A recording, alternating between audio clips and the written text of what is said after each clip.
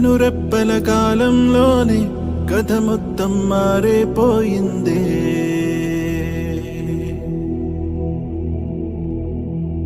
కను తెరిచి చూసేలోగా దరి చేరని దూరం మిగిలిందే. ఇన్నాళ్ళు ఊహల్లో ఈ నిమిషం శూన్యంలో మిగిలానే ఒంటరినై విడిపోయే వేడుకలో జరిగినది వింతేనా మన పయనం ఇంతేనా.